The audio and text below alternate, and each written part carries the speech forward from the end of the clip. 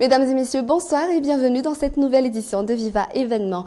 Au sommaire, aucun candidat évincé par la nouvelle cour électorale spéciale samedi n'a encore proposé de candidat de remplacement jusqu'à ce jour. Il ne dispose plus que de 24 heures pour le faire. Ils sont quelques 54 000 candidats à Tanarive à passer les examens du baccalauréat depuis ce jour. Les premières journées s'est déroulées normalement, sauf quelques problèmes remarqués dans certains centres d'examen. Une flambée du prix de kilos des crevettes est à craindre dans les prochains mois. Cela pourrait atteindre les 22 000 arrières. L'athlète sud-africain Oscar Pistorius sera jugé pour meurtre avec préméditation du 3 au 20 mars prochain à Pretoria, en Afrique du Sud.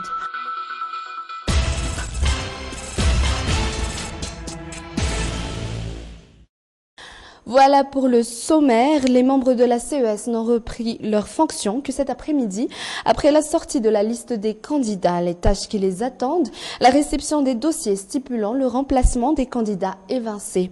Jusqu'à cet après-midi, aucun de ces dossiers n'a été reçu. Armissa Rakutbe. Les membres du CES ont pris un congé d'une journée et demie après leur déclaration de samedi dernier. Une déclaration qui a sorti la liste des candidats éligibles. Ce n'était qu'à 15 heures qu'ils sont revenus reprendre leur travail, en effet, faire la permanence. Ils attendent les noms des remplaçants des 8 candidats éliminés. C'est maintenant que nous reprenons le travail et nous ne sommes au courant de rien. Peut-être que dans la soirée, on aura plus d'informations. Nous effectuons la permanence pour que l'affaire ne soit pas lente. Pendant la soirée, la CES n'a pas encore reçu de lettres ni de dossier concernant un éventuel remplacement de candidat. Personne non plus n'a recueilli d'informations y afférent. Et pourtant, ce sera demain la clôture de la réception des dossiers. Un délai de 3 jours compté de la prise. Si je ne me trompe pas, il est écrit 3 jours après la déclaration de la présente décision. C'était 3 jours à compter de samedi à 19h30. Après, c'est 24 heures dimanche et aujourd'hui nous ajoutons 24 heures. Et demain, ce sera un autre 24 heures. Rappelons que mercredi aussi sera le jour où la Cour électorale spéciale proclamera officiellement la liste des candidats. Les 8 candidats évincés par la nouvelle cour électorale spéciale ne disposent plus que de 24 heures pour proposer leur candidat de remplacement. La CES qui, rappelons-le, a sorti cette décision samedi dernier. Quelles sont les raisons avancées par la cour pour justifier ces rejets de candidature à la course à la présidentielle? Les détails dans ce compte-rendu de Mambaoka Fechanien. La Laura Valman n'a pas rempli les conditions requises quant à sa résidence sur le territoire national. Dès lors, sa candidature est rejetée par la nouvelle Cour électorale spéciale. Selon sa décision sortie samedi dernier, elle ne satisfait pas aux conditions légales pour être éligible que la décision numéro 1 du CES du 3 mai 2013, l'incluant dans la liste des candidats à l'élection présidentielle, est entachée d'anomalies dans l'application de la loi relative à la condition de résidence. La même Cour qui a aussi rejeté ses arguments de défense. Les obstacles de droit et de fait soulevés ne constituent pas un cas de force majeure, mais plutôt des mesures administratives qui échappent à l'examen de la Cour de Sion.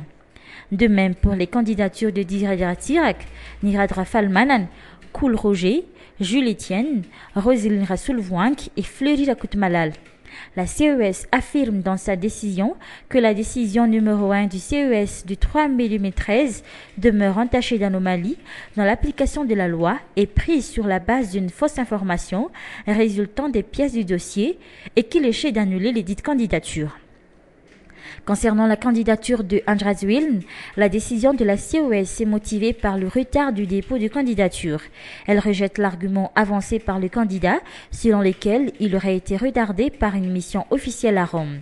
Ainsi, la nouvelle CES affirme que la décision du CES du 3 mai 2013, ayant accepté la candidature de Razwilna Engineering, comporte une anomalie dans l'application de la loi et doit être révisée, la candidature ayant été déposée en dehors du délai légalement prescrit et qu'il échait d'annuler la candidature de Razwilna Engineering à l'élection présidentielle.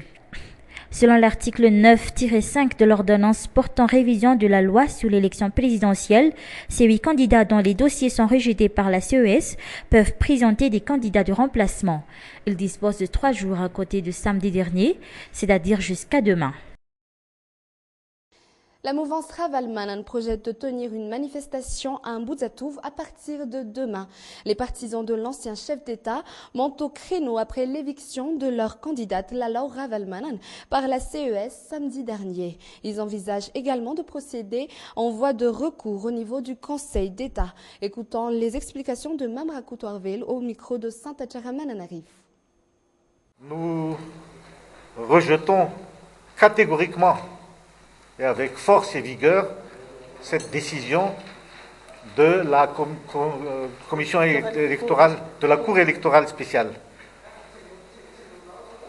Et nous disons à la communauté internationale, si lors de sa décision du 3 mai 2013, la CES avait sorti soi-disant une décision politico-juridique, la CES nouvelle version a sorti une décision purement politique en vue d'éliminer notre candidate, Mme Lalaw Ravalmanan. Jour J pour le début des épreuves du baccalauréat, quelques 130 000 candidats sont inscrits à ces examens dans tout Madagascar. Tout comme les candidats, certains parents sont eux aussi un peu tendus.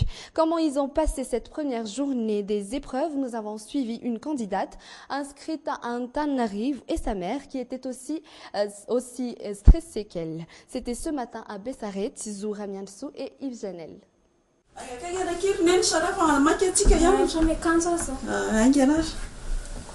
Aujourd'hui, c'est un grand jour pour la famille de Sarah.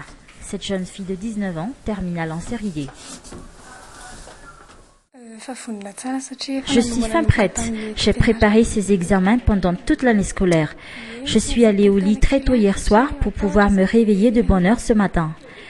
J'ai un peu peur car je ne sais pas trop quel genre de sujet j'aurai à traiter. Si Sarah paraît un peu sur les nerfs, sa mère, elle, est totalement stressée.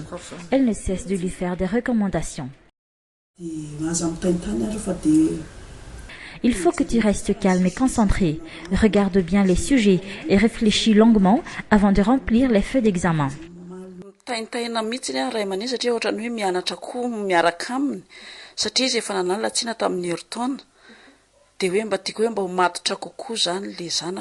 vrai que je suis un peu angoissée. C'était comme si j'allais aussi passer les examens avec elle.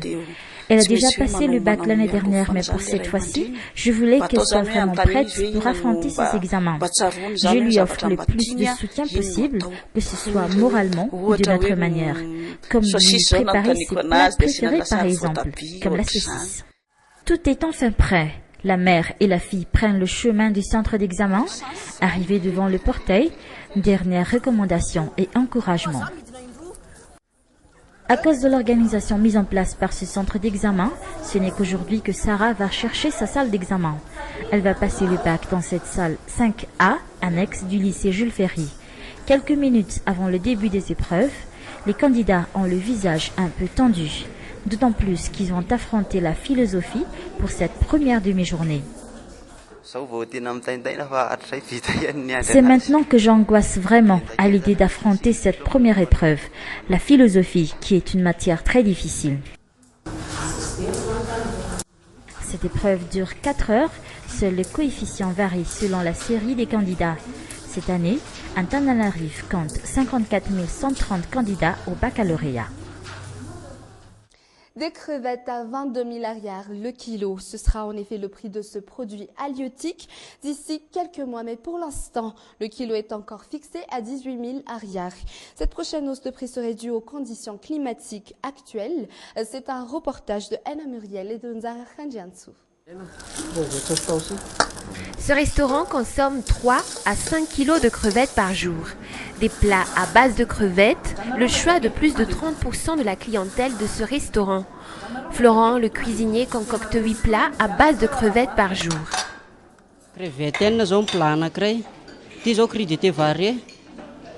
Avec ces 2 salades spéciales allègement par exemple, j'ai besoin de 4 à 6 crevettes pour les concocter. On a besoin de 3 kg de crevettes par jour au minimum.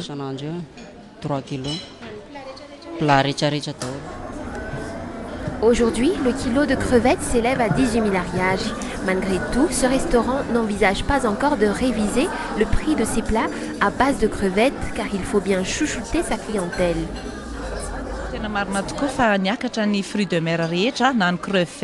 Le prix des fruits de mer a nettement augmenté ces derniers temps, mais nous, on a essayé de maintenir le prix pour garder nos clients.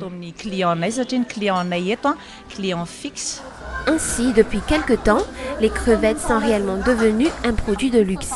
Elles se font rares sur le marché de la capitale.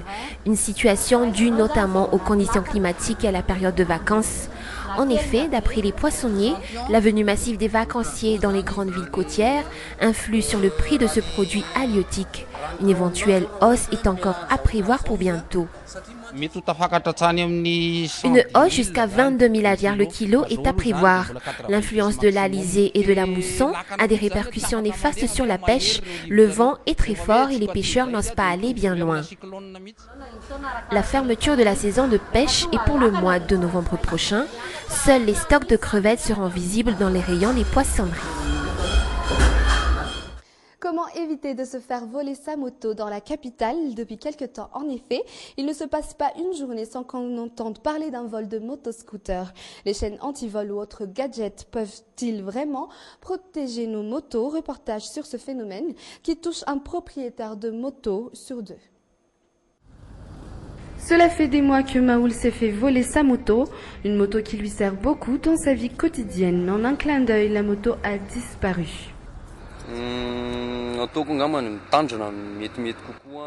Je pense que c'était de l'imprudence. Je l'ai garée devant le portail et c'était trop tard. La moto a déjà été volée. Après cela, Maoul est devenu de plus en plus prudent. C'est d'ailleurs ce que font tous les autres pour éviter qu'on leur vole.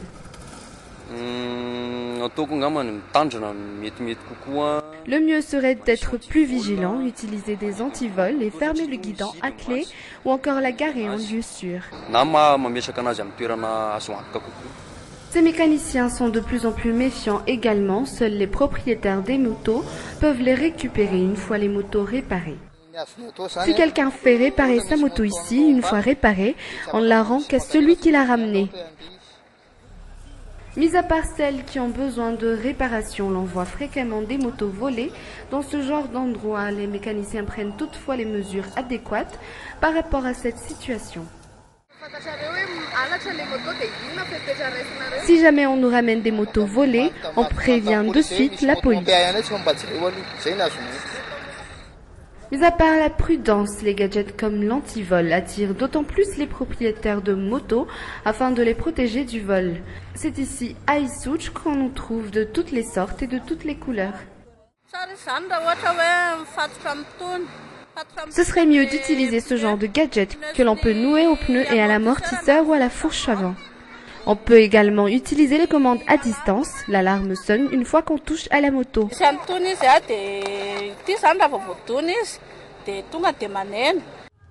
Malheureusement, l'usage des antivols ne suffit pas. Chaque jour, plusieurs cas de vol sont identifiés dans la capitale. Nombreux sont ceux qui s'en plaignent, mais en vain. Ainsi s'achève ce journal. Merci de l'avoir suivi. À demain pour une toute nouvelle édition.